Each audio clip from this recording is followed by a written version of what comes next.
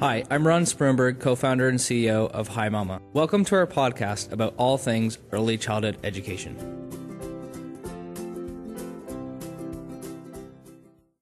In this week's episode, we have a conversation with a panel of early childhood educators with experience inside the classroom as well as outside the classroom as community advisors with Hi Mama. We discuss the importance of taking the initiative to stay involved in the early childhood education community and taking ownership of improvements and innovations in your preschool or childcare programs, no matter what your role. Stephen Bonnet has a Bachelor of Arts from Brock University, as well as an early childhood education diploma from Seneca College, where he later worked as a registered early childhood educator. Callie Can has a Bachelor of Arts in Early Childhood Education and Teaching from George Brown College, where she later worked as a registered early childhood educator, in addition to working as a research intern at the National Association for the Education of Young Children. And Caitlin Vickers holds a Bachelor of Arts in Early Childhood Education Studies from Ryerson University, as well as a diploma in early childhood education from George Brown College. She has worked as a registered early childhood educator at a number of childcare and early learning programs, including the YWCA. To learn more about how you can flex your leadership muscle as a preschool teacher or early childhood educator, stay tuned for this week's episode of the Preschool Podcast.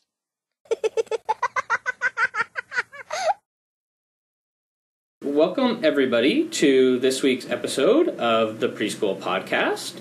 Today, we're going to have a first because we're going to have a panel of guests, and it's also our first time doing a guest interview in person.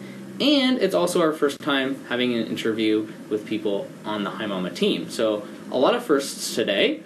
We've got Stephen, Callie, and Caitlin, who are all early childhood educators, and we're going to learn a little bit more about their experiences in the classroom as early childhood educators. And to start off, I'm going to ask you guys why you decided to join Hi Mama as early childhood educators. Whoever wants to take it away, go for it.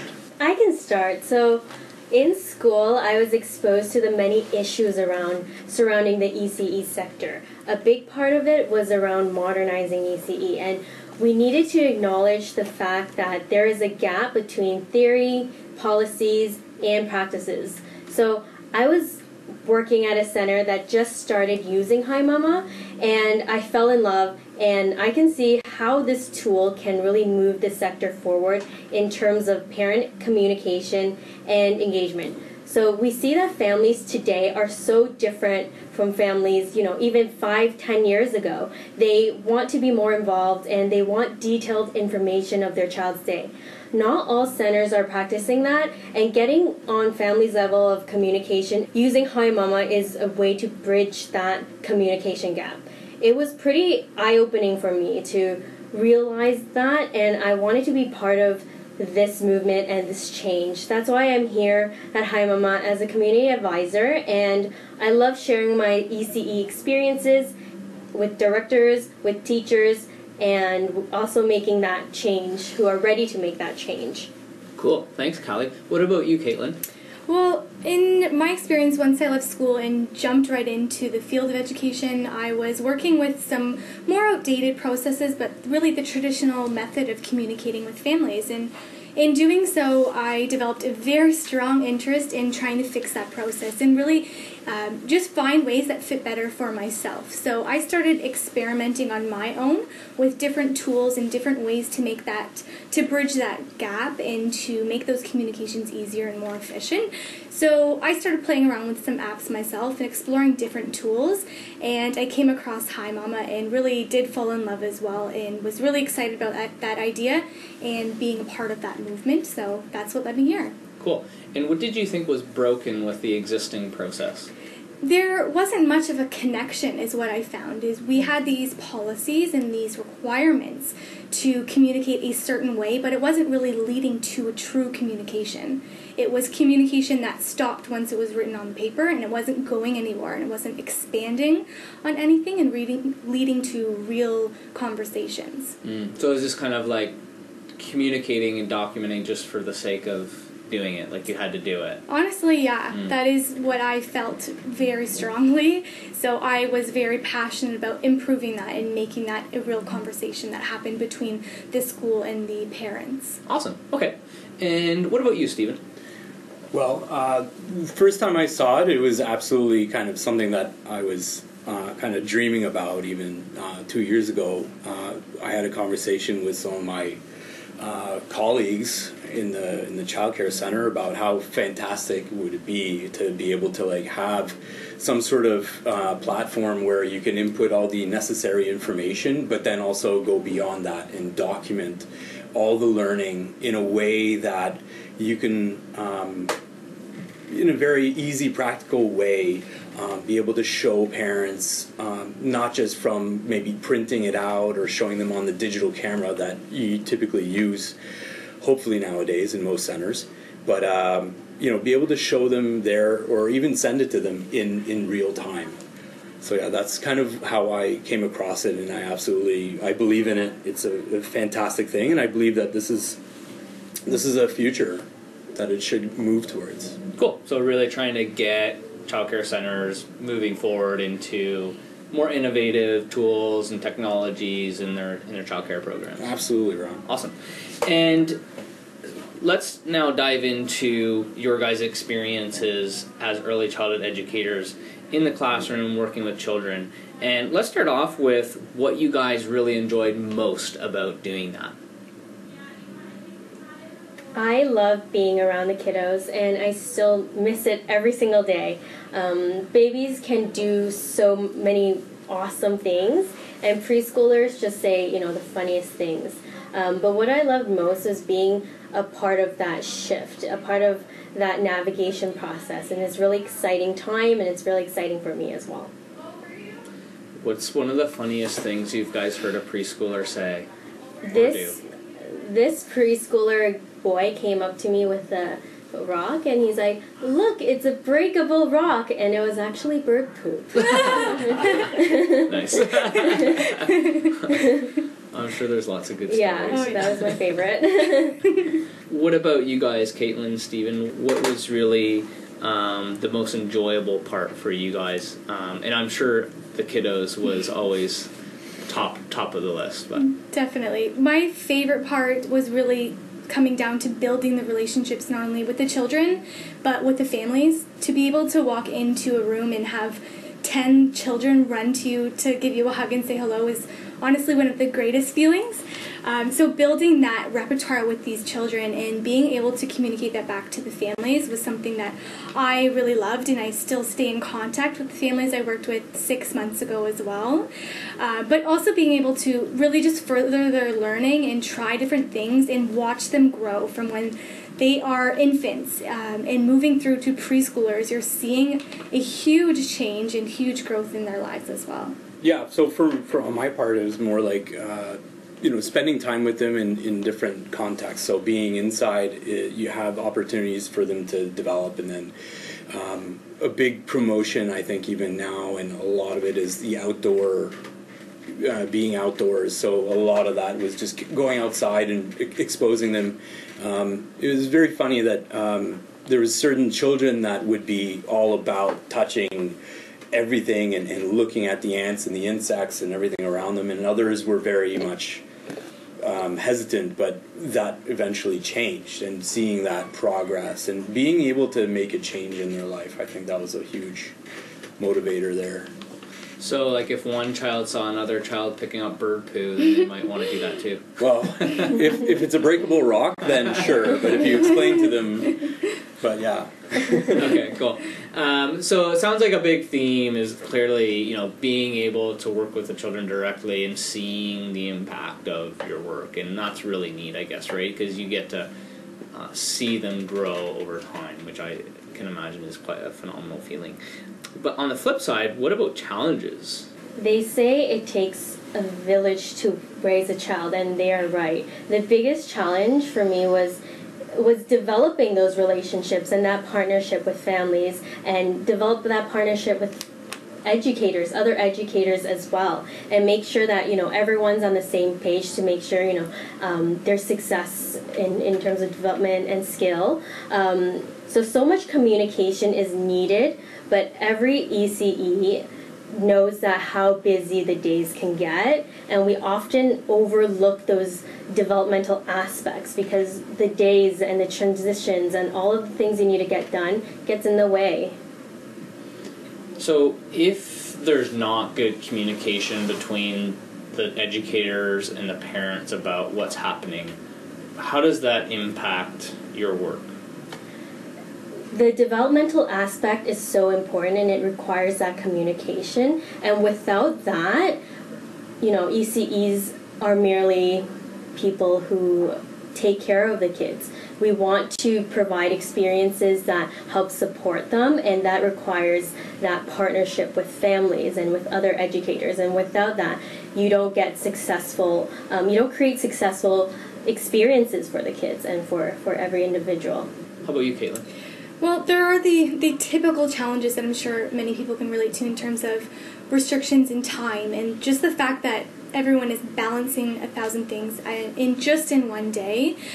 One of my personal challenges is lack of opportunities to be a leader was something that was challenging for me. Not having a team to support that is going to be a challenge for how everything else plays out throughout the day, in the success of the program and the success in the children's development as well. It all comes together there.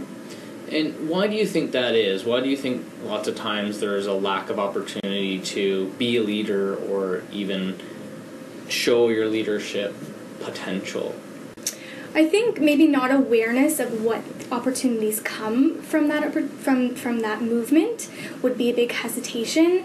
In the fact that typically we're working with processes that have been standard for the last 20 years, right? Everyone gets used to their way of doing things and don't know what other opportunities are out there.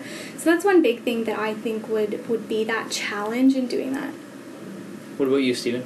There is that challenge with the whole thing of establishing relationships with parents as well, that just to kind of bridge that connection with the home life and the school life.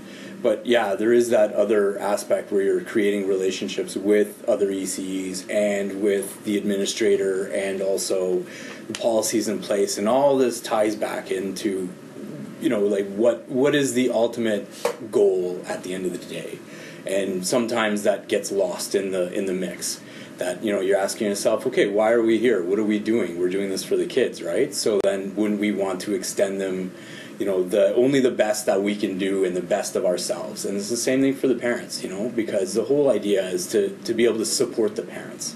And sometimes it doesn't come across like that. It sometimes might, even past personal experiences, some parents have taken, our support or our attempt to kind of give them help as a means of, they thought that they're not good parents.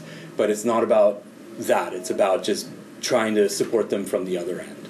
Right. So there's a challenge as well as sort of how you communicate information to parents about how their children are developing and growing at the center. Totally. And so it sounds like there's a kind of a theme here a little bit around there's certain policies that you have to follow. There's, of course, a lot of regulatory controls in the childcare environment. There's a lot of health and safety procedures that need to be followed. And the time it takes to do all of those things and make sure you're following all those processes really makes it a challenge to focus on things that are actually maybe why you're really there in the first place, which is helping the children with their learning and development. What would you guys say to directors, supervisors, administrators of preschool programs and early learning programs about what they might change to allow their early childhood educators to focus more on that big question of why are we really here? I mean, one big thing is just look for new opportunities to limit the time it takes to do all of those required pieces. It's a lot of paper, it's a lot of repetition, it's a lot of redundancy. Like, eliminate that and find something that will allow you to cut that process in half and perform that faster.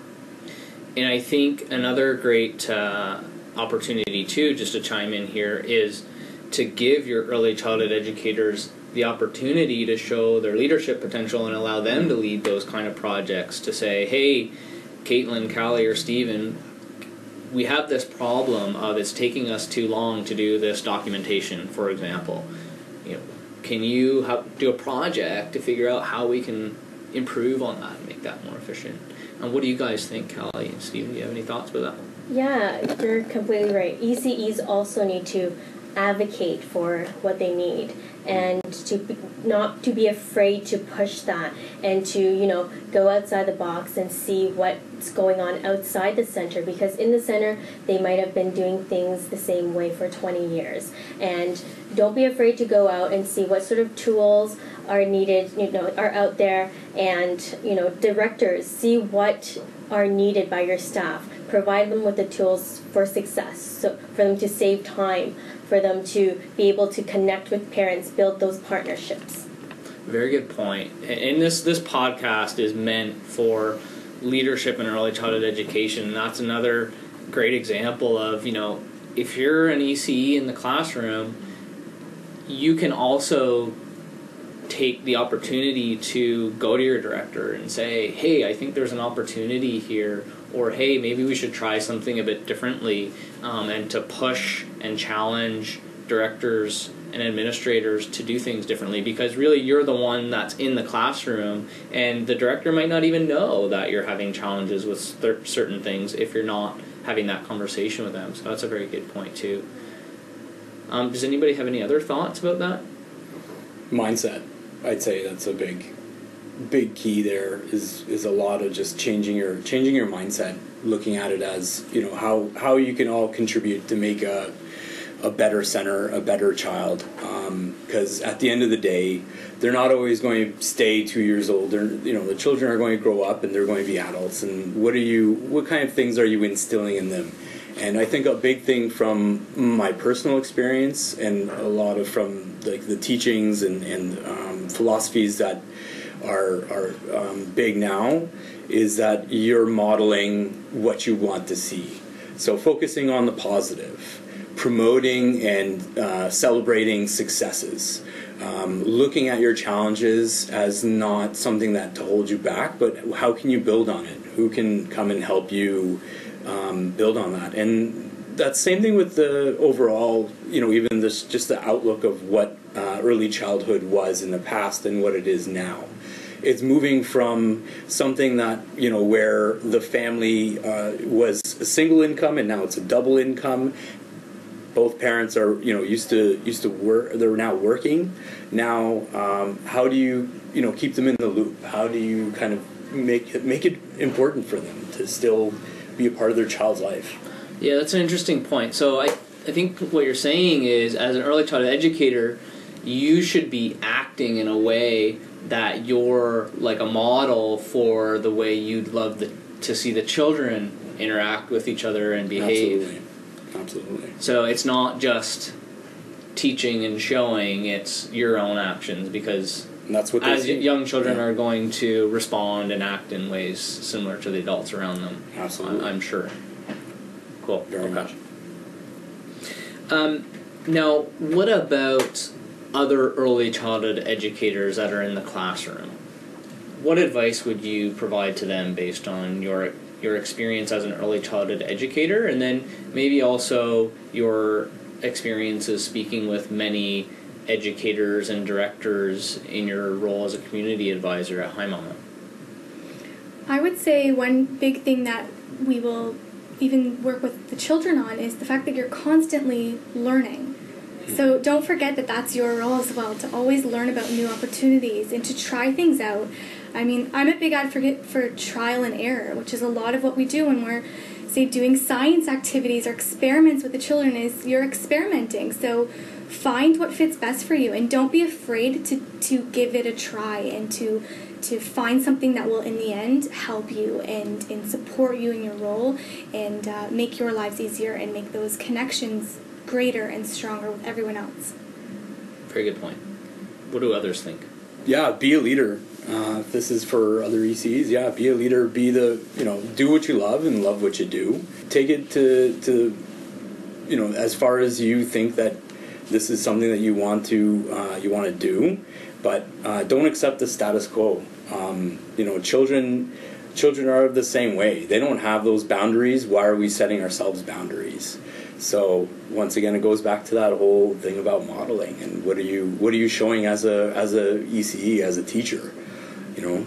Totally. And going back to one of the previous points, I think that interacting with and engaging with other ECEs in whether it's your local community or an online community, I think is also helpful to get the creative juices flowing about things that you can try, like you said, and what are other leaders in the classroom doing and trying out to get those thoughts flowing about, you know, how can we improve, how can we, you know, get past the status quo if it's not working for us. And you may not even know what those opportunities are until you see them and have those conversations. For sure.